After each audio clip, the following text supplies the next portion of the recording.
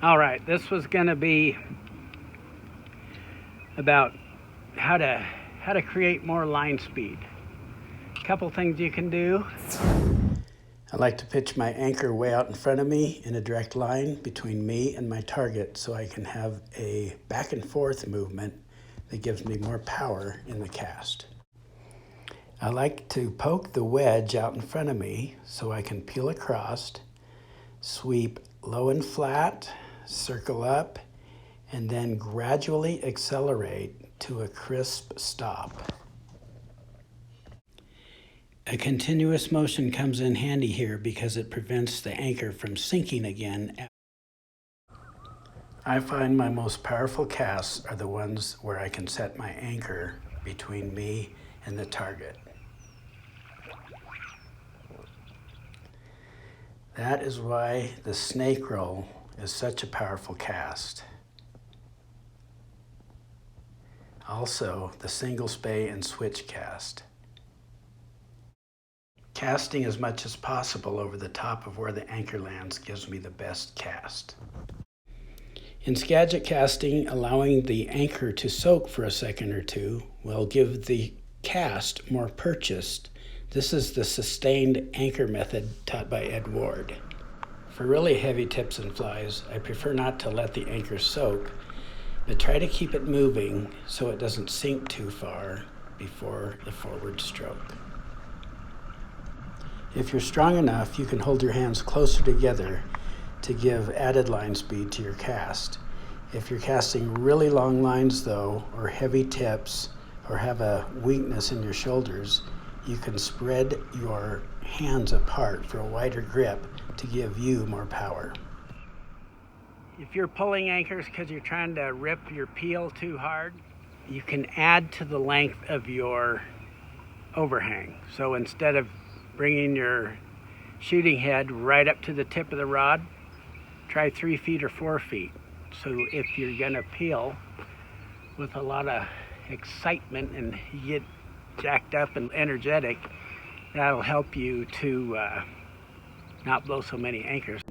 For this snap T cast, I face downstream and try to snap the line so I get my wedge in front of me towards the target, and my anchor, I don't want it landing too far upstream, so I try to get it to land across from me. Then I peel flat, low, and pretty fast before the forward stroke. I try to keep everything low to prevent from blowing my anchor. I peel aggressively, creating that white mouse to load the D-loop in casting non-weighted and slightly weighted flies. But I think what's most important in any sweep is the smoothness and feeling the weight of the rod bending and the tension in the line as you're sweeping smoothly, and maintaining the weight of that tension throughout the entire sweep. You may find that adding overhang will give you sharp, pointy loops that will help cut through the wind. Go from, say, that much overhang to 3 feet, okay? So you have 3 feet of overhang, then your shooting head, try 2 feet, whatever you're not used to. But if you are a pretty experienced caster, try 3 feet of overhang, and that will help you to not blow the anchors. And it is a thing, so give it a try. The other thing you can do is make sure on your sweep, when you're in casting position, you're sweeping with your bottom hand. Okay, that'll keep your hands in front, and that will help you not necessarily generate power. It'll help you to hit the sweet spot. It will also prepare you to use your bottom hand in the forward stroke. So hitting the sweet spot, that's the most important thing with all this casting. Along with anchor placement, smoothness, a big D-loop, elimination of slack, fluidity and smoothness in a forward stroke that gradually accelerates into a crisp stop. There's only one way to get good at hitting the sweet spot, and that's lots of practice and lots of correct practice using that bottom hand to sweep, so when you're in the fire, when you're done sweeping, before the forward cast, you're like this and not like this. If you use too much top hand, you're going to miss the sweet spot. You can. I did it for years.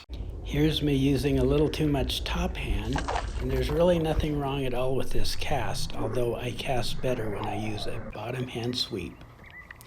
It's been very helpful to me to be in this position at the beginning of the forward cast and stopping in this position at the end. It's very important to note that for short lines, you want a short casting stroke, like this underhand stroke. But for longer lines, the casting stroke has to be extended by using our body, changing our center of gravity, rotating our body, drifting high, and a long forward stroke using both bottom and top hand. Let me stress that line speed is achieved only through proper technique